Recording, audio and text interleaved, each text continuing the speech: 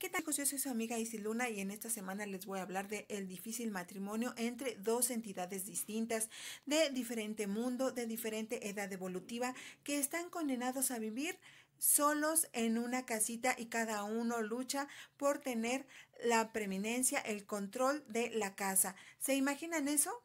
Es un matrimonio que tenemos aquí arriba, el difícil matrimonio entre dos cerebros, el cerebro cognitivo y el cerebro emocional. Quédate.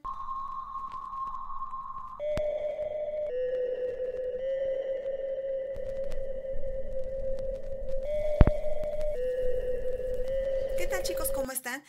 Yo soy su amiga Isis Luna y en esta ocasión vamos a hablar del difícil matrimonio entre dos entidades diferentes. ¿Les suena? Tal vez un amigo o el amigo de un primo o el primo de un amigo viva esta tremenda situación. Dos entidades diferentes, con diferentes edades biológicas, con diferente arquitectura, con diferente especialización y para colmo con diferente bioquímica, están condenadas a vivir en una misma estructura, en un mismo edificio. Y para colmo de males, no se pueden ignorar. Tienen que aprender a ser amables el uno con el otro, de cooperar para evitar que el edificio donde viven se vaya al garete. ¿Les suena muy difícil esto? Y para colmo de males, lo tenemos aquí adentro. Así es el difícil matrimonio entre nuestros dos cerebros principales, el cerebro límbico o emocional y el cerebro del neocórtex, la última capa que fue adicionada a nuestro cerebrito, lo que se llama el neocórtex, que está especializado en la cognición y el lenguaje. Para Darwin, la evolución de cada organismo funciona de manera que se va adicionando a nuevas estructuras y funciones de aquellos que le precedieron en el camino evolutivo.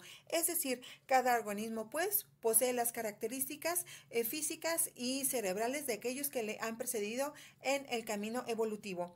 Al igual que una excavación arqueológica, si sondeamos en el interior del cerebro humano, encontraremos aquellas estructuras cerebrales que son similares a las de los simios, y si vamos aún más abajo, encontraremos las que son idénticas a las de los reptiles.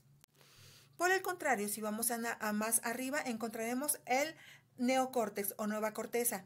Esta estructura, que ha sido adquirida solamente por el hombre, es lo que nos da la estructura abombada de la frente, que es tan característica en el Homo sapiens y que está sobre todo especializada en el manejo del lenguaje y del pensamiento lógico. Las ideas de Darwin fueron tan explosivas y revolucionarias en su momento que no pudieron ser aceptadas hasta bien entrado el siglo XX. Las ideas de Darwin fueron tan explosivas como revolucionarias y no fueron aceptadas sino hasta bien entrado el siglo XX.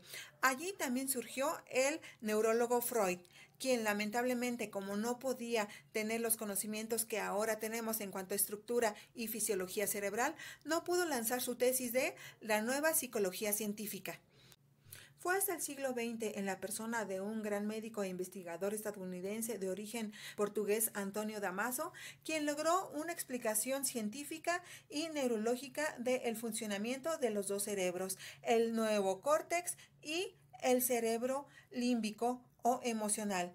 El difícil casamiento, entre la razón y la emoción. Imagínense qué difícil ha de ser esto. Uno quiere ir para un lado y otro para otro.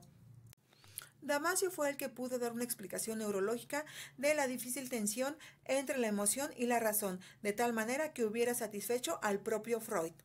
Él fue el que dijo la importancia de que el hombre viva con emociones, así como con lógica y con razonamiento.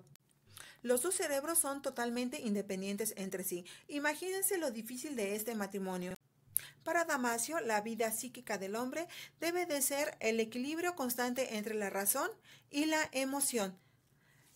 Estos dos cerebros son independientes entre sí. Imagínense lo difícil que ha de ser esto. Un cerebro cognitivo totalmente intelectual y volcado en el exterior. Y el otro, un cerebro encerrado en sí mismo, pequeño y que está solamente dedicado a la sobrevivencia. Cualquier movimiento intempestivo le recuerda a aquel tigre de dientes de sable que nos correteaba por toda la llanura esteparia. El cerebro emocional está totalmente conectado al cuerpo. Aparte de manejar las emociones, parece que otra de las funciones principales del cerebro límbico es mantener nuestro organismo en perfecto equilibrio, en estado de homeostasis, que así lo llamó el sabio francés de finales del siglo XIX, Claudio Bernard. El cerebro límbico está constituido por las capas más profundas que se le han añadido al cerebro humano. De hecho, es un cerebro dentro de otro cerebro, un cerebro casado con otro cerebro más moderno. Ahora sabemos que en el interior más profundo del hombre existe un pequeño cerebrito que se le llama ahora cerebrito emocional y es básicamente el que controla nuestras emociones y nuestro cuerpo. Es el que nos da las instrucciones de correr o de quedarse, sobre todo cuando vemos un peligro inminente, hasta cuando vemos una persona interesante para procrear más especie. Este cerebrito tiene una fisiología totalmente diferente, una arquitectura diferente, una bioquímica diferente.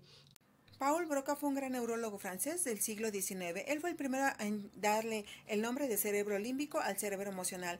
Ahora sabemos que el cerebro emocional es el principal responsable del bienestar psicológico de la persona. Lamentablemente el problema que tenemos con el cerebro emocional es que siempre parece ser que vive en el pasado. Sí, ante cualquier situación amenazante que se le presente en estos días, echa a la mirada hacia atrás para saber si anteriormente tuvimos la misma experiencia y de ahí calificar si esta nueva podría ser más o menos igual. El papel de un buen terapeuta sería reprogramar el cerebro emocional para que deje de mirar tanto al pasado. Y también ahora sabemos, gracias a las nuevas investigaciones médicas, que el cerebro emocional es el responsable de bajar la palanca de control del cuerpo. Por eso cuando una persona refiere una situación choqueante que vivió, lo comenta así: sentí como si hubiera estado paralizada de miedo. Así es, fue el cerebro emocional que bajó la palanca, dándole la orden al cuerpo de quieto, aquí te quiero, no te muevas. Así es como funcionamos desde hace miles de años. Ante la vista de un chico guapo que nos pudiese herir o bien de un dientes de sable, el cerebro emocional nos dice quieto, primero vamos a ver cómo podría resultarnos esta situación en base a lo vivido anteriormente. También la comunidad científica ahora sabe que lo primero que se tiene que tratar antes de tratar al cuerpo es tratar las emociones. Y la buena noticia es que se puede accesar al cerebro emocional de una manera rápida y efectiva, accesando por el cuerpo. Sí, parece que el cuerpo es la ventana del cerebro emocional. Toda emoción que el cerebro emocional ha guardado en el pasado ha quedado impresa en nuestro cuerpo. Yo tenía un maestro que nos decía: mi biología es mi historia y mi historia es mi biología. ¿Cómo ven, chicos? Espero que te haya gustado este video. Dale a la campanita y suscríbete. A mí me ayudas mucho. Y si te interesa que trate un tema, yo haré todo lo posible por investigarlo. ¡Chao!